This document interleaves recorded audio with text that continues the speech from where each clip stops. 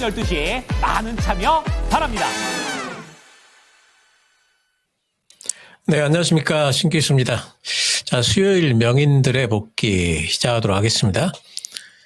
어제는 시장이 또 이제 많이 흔들렸고, 오늘은 또, 어제는 아래로 흔들렸다면, 오늘은 또 이제 위쪽으로 또 흔들리면서 복귀가 되는 그런 장입니다.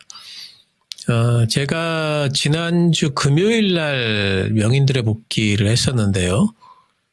지난주 금요일 날과 오늘을 비교해 보면은, 사실상 그렇게 변한 게 없어요. 예, 오늘이나 지난주 금요일이나, 그렇게 변한 게 없는데, 근데 어제 나빴다가 오늘, 반등이 나오니까 뭔가 좀 기분은 상당히 좀 나아진 것 같은, 예, 그런 이제 느낌이 좀 듭니다.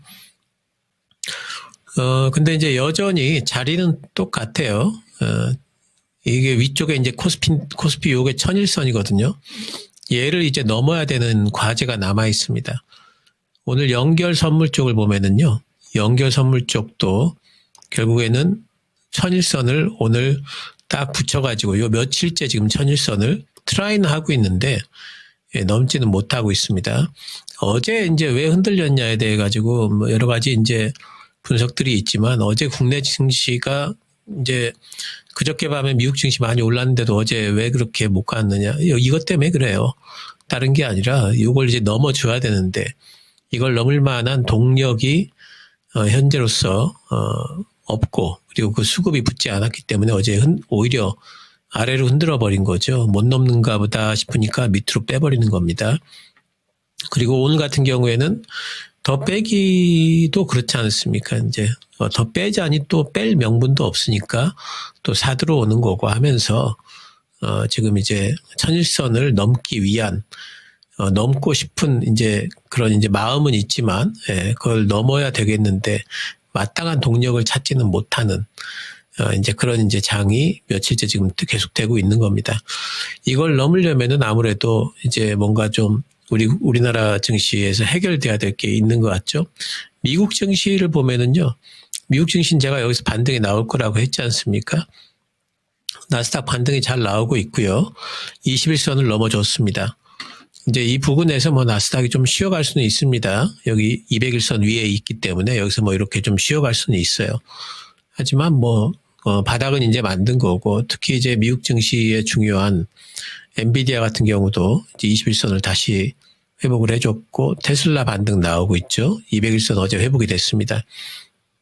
이러면서 미국 증시는 이제는 뭐 반등이 나오면서 아무래도 이제 그 트럼프가 관세 부분에 있어가지고 뭐 상호 관세까지는 아닐 거다라고까지 뭐 얘기를 해가면서, 예, 뭔가 좀 시장 달래기에 나서는 모양새죠. 워낙 이제 뭐 걱정들이 많으니까 오히려 관세가 미국의 경기를 죽인다 이런 걱정들이 많기 때문에 트럼프도 표적적으로 표적을 삼아서 관세를 매기되, 그 관세의 정도가 어쩌면은 뭐 우리가 기존에 예상했던 것보다 좀 덜하지 않겠느냐라는 이제 그런 기대들이 있으면서 미국 시장에 이제 반등이 좀 나오고 있습니다. 이렇게 반등이 나오는데도 우리 시장은 좀 정체되어 있는 이런 느낌. 이거는 이제 뭐 제가 계속 말씀드립니다만, 우리 시장만이 갖고 있는, 국내만이 갖고 있는 그 이슈, 뭐 정치 이슈죠. 이게 해결이 돼야 되겠죠.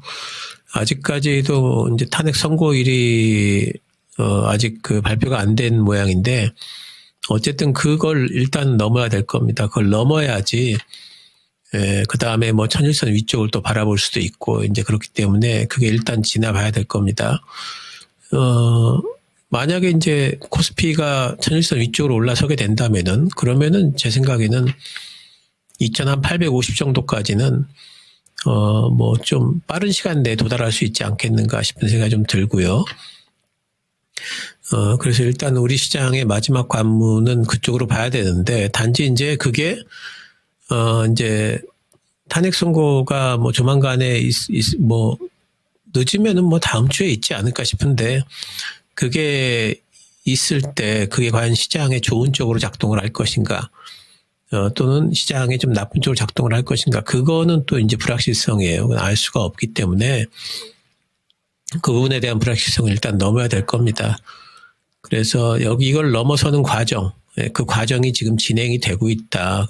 기로점에 놓여 있다. 이렇게 시장은 보시면 되겠고, 한동안 아마 제 생각에는 뭐 옆으로 계속 왔다 갔다 할 것 같죠. 여기서 뭐 쭉 가지는 못할 것 같고요. 옆으로 왔다 갔다 할 것 같습니다. 그래도 뭐 이제 오늘 뭐 이재명 대표가 이제 무죄 선고가 되면서 정치 테마주들 움직여주고 뭐 이러면서 좀 코스닥에는 약간 좀 수급이 좀 들어온 것 같은 느낌들은 좀 있지만, 아직까지 뭐 확실하게 이걸 뛰어넘을 거라고는, 그게 해결이 되려면 아무래도 이제 그 탄핵소추권이 선고가 좀 나야 될 것 같아요.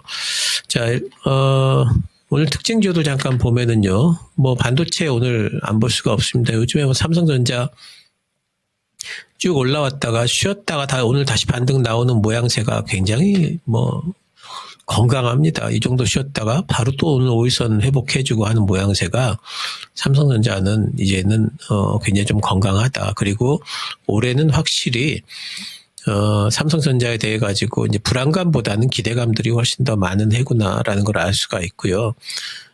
삼성전자 같으면 내일 또 고가 돌파해가지고 쭉 갈까 싶은 생각은 들어요. 이렇게까지 갈까 싶은 생각은 좀 들고, 하지만 옆으로 횡보 정도는 하겠구나라는 생각을 좀 하고 있어요. 하이닉스도 오늘 반등이 나왔고, 반도체는 아마 또 옆으로 횡보를 할 겁니다. 삼성전자가 쭉 가버리면은 아무래도 지수가 끌려 달라오기 때문에 삼성전자를 쭉 끌고 올라가지 못합니다, 지금. 삼성전자는 옆으로 아마 횡보를 할 것 같고, 반도체들 전체적으로 아마 그럴 것 같습니다.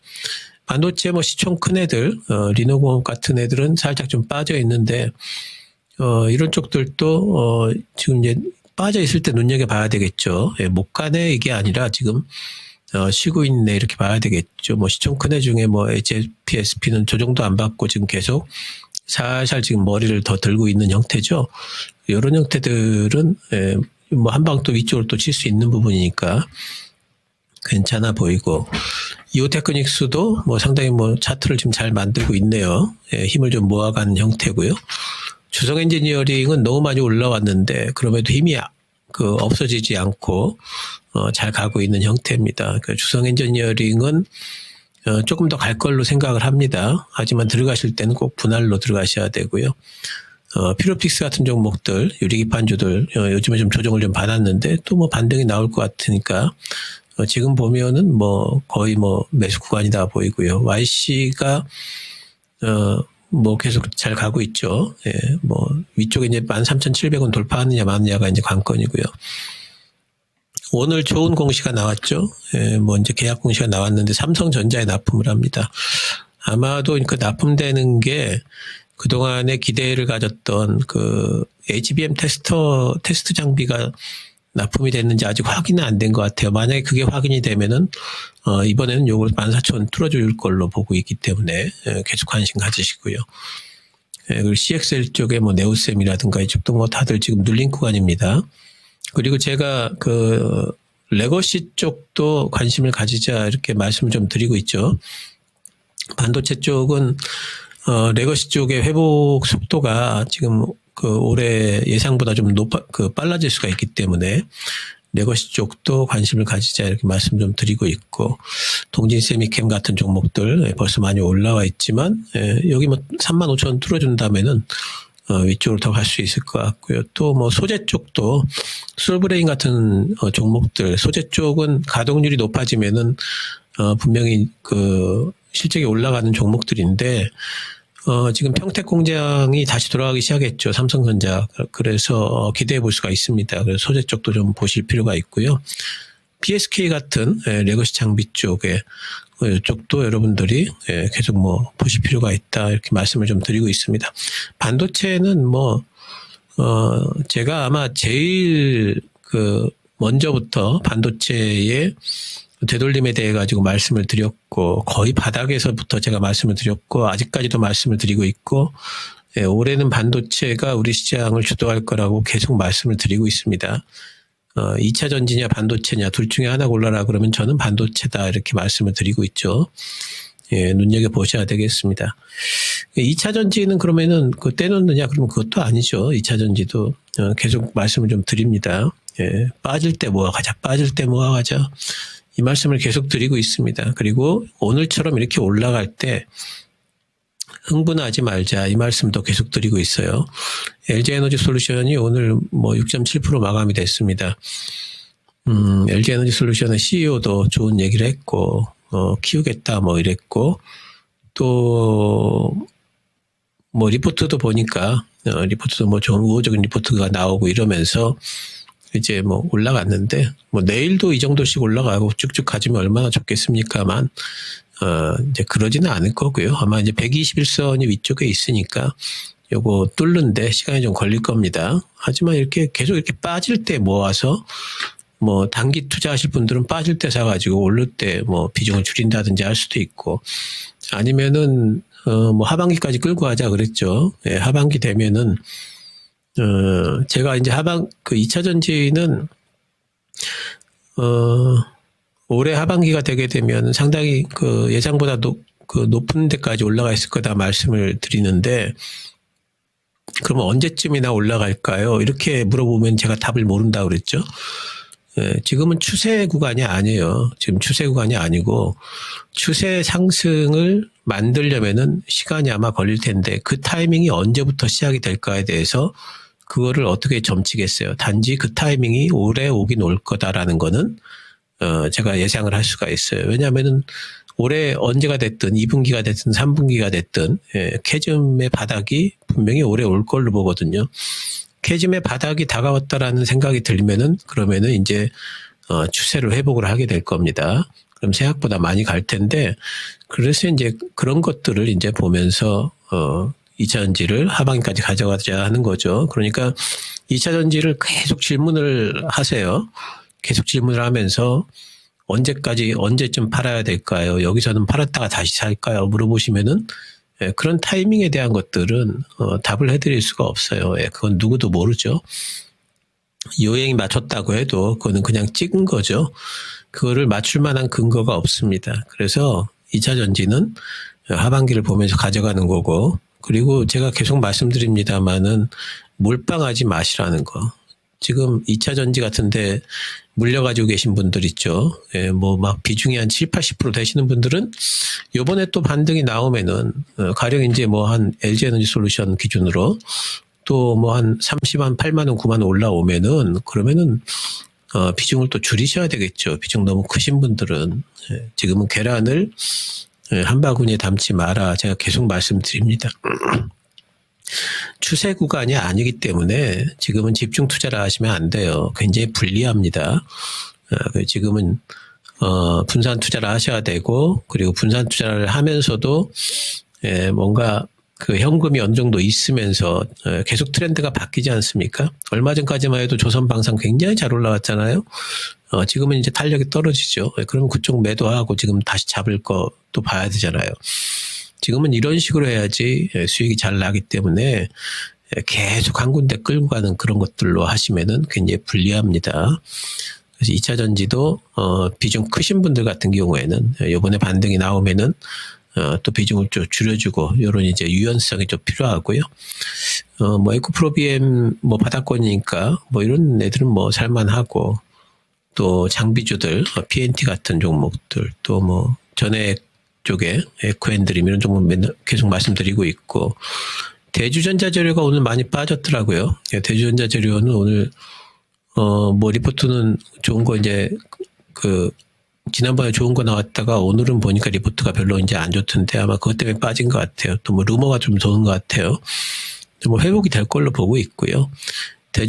지난번에 나온 리포트는 테슬라 쪽에 수혜를 받을 거다 그랬는데, 요번에 나온 리포트는 보니까 또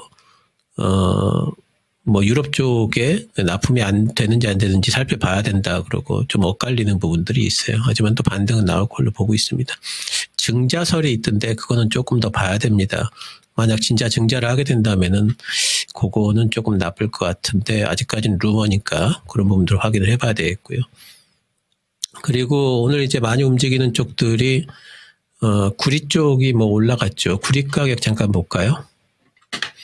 이게 구리 가격인데요. 구리 가격이 이렇게 이게 이제 최고가입니다. 이때가 최고가입니다. 사상 최고치가 11,000원이었는데 구리 가격이 여기 찍고 이렇게 나왔다가 다시 반등이 나오죠. 반등이 나오는데 요번에 제 생각엔 조금 더 갈 수 있을 것 같아요. 한 10,500 정도까지는 구리 선물 기준으로 가지 않을까 싶어요. 그리고 구리 가격이라는 것은 이제 경기 상황에 따라서, 경기 전망에 따라서 이제 움직이는데, 이제 이렇게 좀 반등이 좀 나왔죠.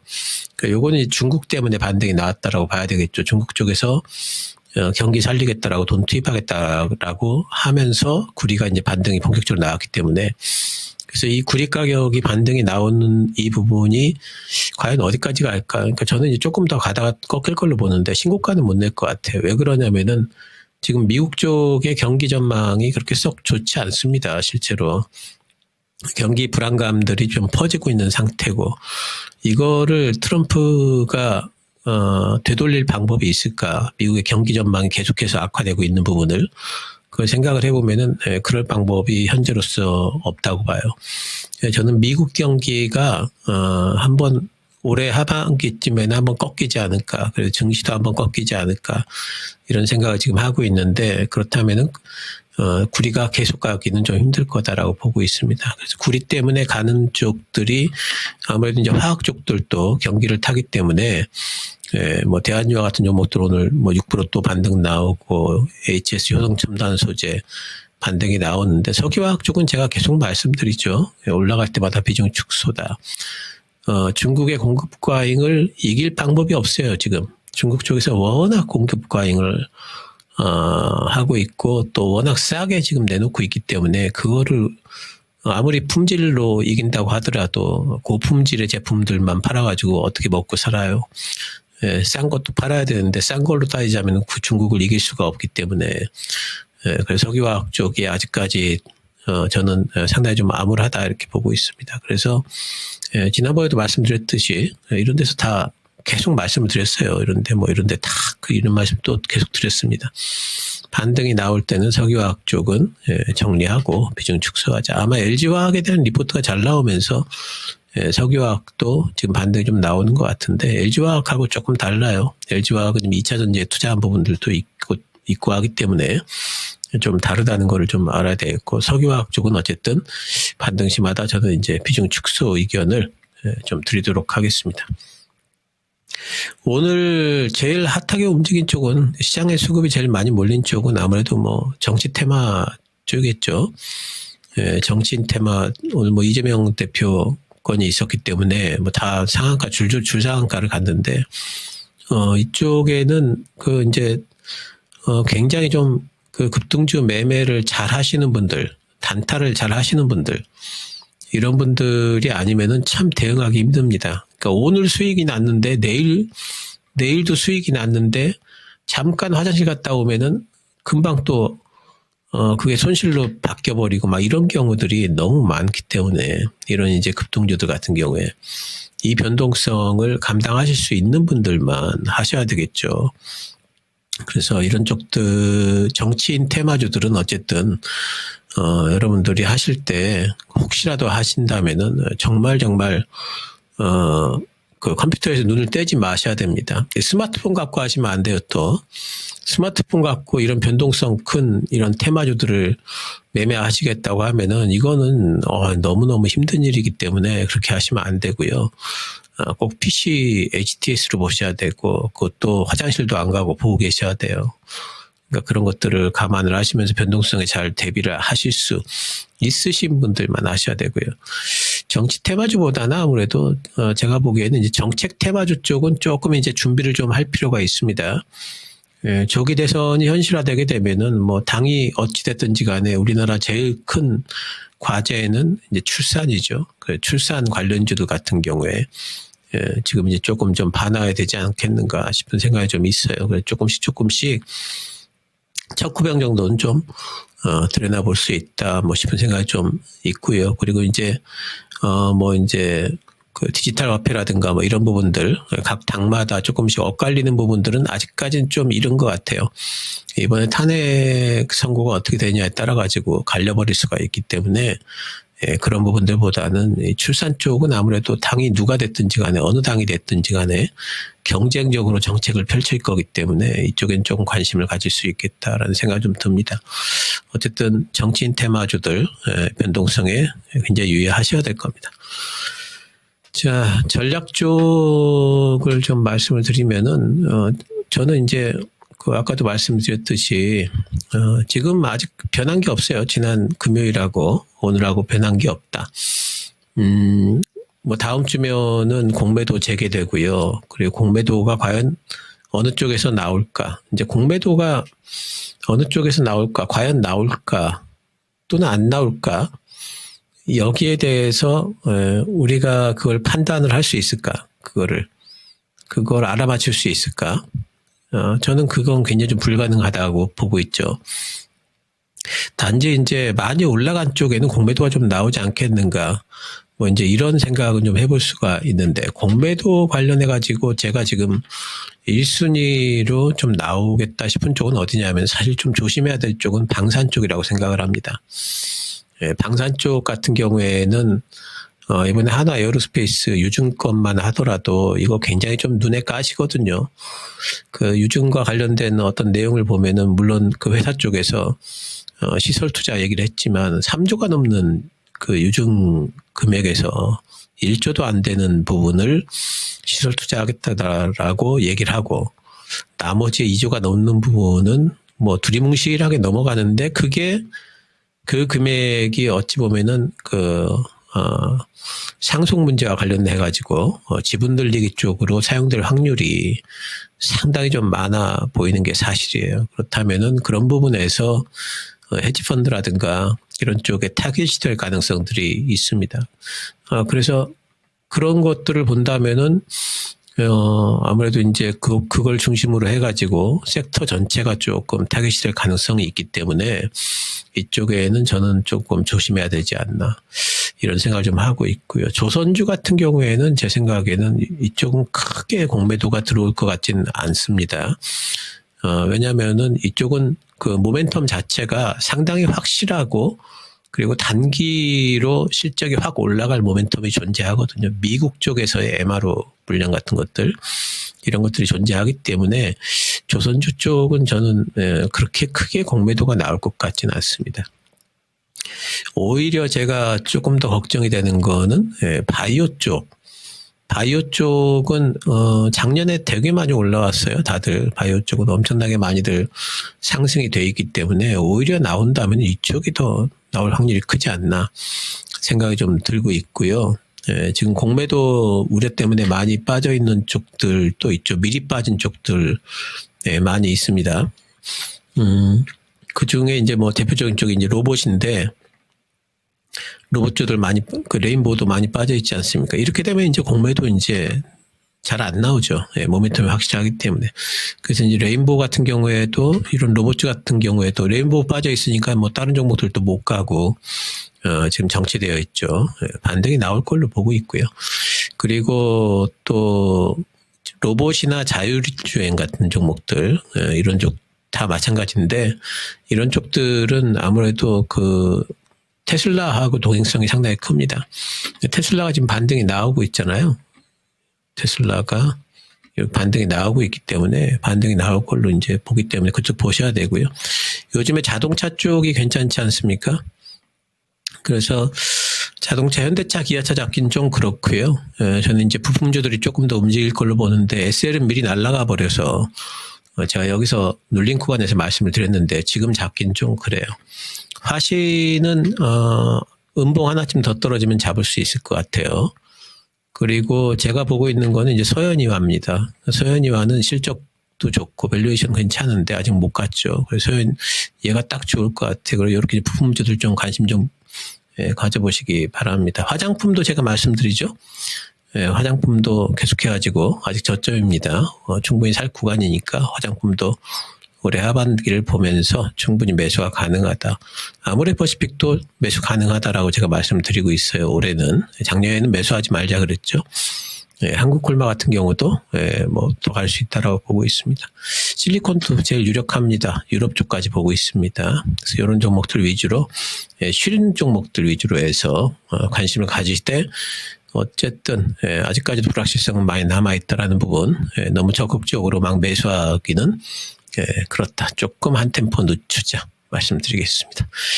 자, 시장은 좋지만 어쨌든 한 걸음 떨어져 가지고 보는 필요도 있을 것 같습니다. 신규셨습니다. 감사합니다.